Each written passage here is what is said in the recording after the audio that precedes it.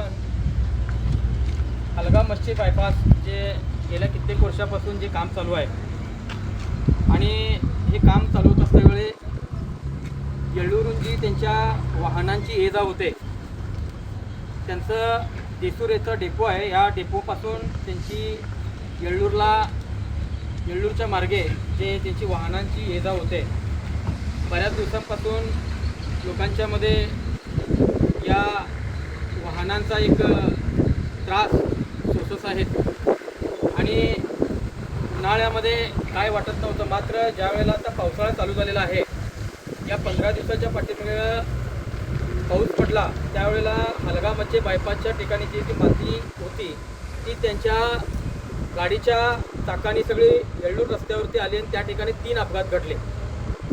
Major अपघात म्हणजे एका युवकाचे तर पायाचे 3 तुकडे झालेत आणि 2 लोकांना मायनर होतं. मात्र परवाचा जो पाऊस झाला, या पावसामध्ये जवळपास 14 लोक तिथं ॲक्सिडेंट होऊन पडलेले आहेत. छोटे मोठे त्यांच्या जखमा आणि त्यांना बऱ्याच काही जणांना मेजर पण झालेला आहे.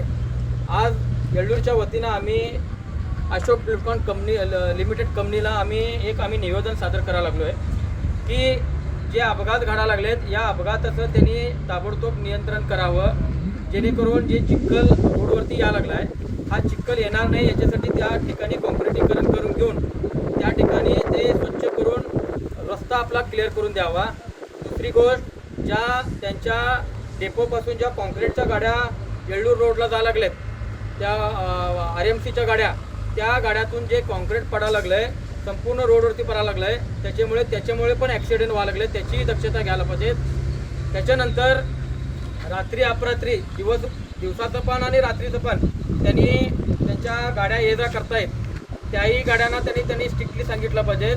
त्यावेळेला त्यांनी रात्रीच्या वेळेला सावकाश चालवणं आणि दिवसाच्या सकाळी 9 ते 10 या दरम्यान त्यांच्या ज्या गाड्या येत असतात, त्या ठिकाणी आमच्या गावच्या सर्व प्रायमरी शाळा आहेत, त्याचबरोबर हायस्कूल्स आहेत आणि ते बाकीचे व्यवहार जे असतात ते आमच्या शिवाजी रोडला होत असतात. त्याच्यामुळे आणि आमचे जे जाणारे कामगार आहेत त्या वेळेला जात असतात, इतकं त्यावेळेला ट्रॅफिकचा प्रॉब्लेम व्हायला लागला आहे. याच्यासाठी त्यांनी त्याच्यावरती काहीतरी नियंत्रण केलं पाहिजे आणि अशा माध्यमातून त्यांच्या वाहनांमुळे बरेचसे आपल्याला त्या प्रॉब्लेम आम्हाला सामोरं जावं लागलेलं आहे. त्याच्यासाठी आम्ही निवेदनाद्वारे त्यांना कळवलेलं आहे. या निवेदनाचा ताबडतोब विचार करून ज्या आमच्या अडचणी आहेत ताबडतोब त्यांनी दूर कराव्या आणि जर दूर नाही झाल्यास, त्यांनी नाही जर केल्यास, तर आम्ही रस्त्यावरची लढाई करणार आणि त्यांच्या कामामध्ये व्यत्यय होणार हे त्यांना आम्ही आवर्जून आत्ता सांगायला लागलो आहे. जेणेकरून त्यांनी आमच्या निवेदनाचा विचार करून त्यांनी जर आमच्या अडीअडचणी दूर केल्या तर ही परिस्थिती येणार नाही, याची दक्षता घ्यावी, एवढंच आम्ही या ठिकाणी सांगायला लागलो.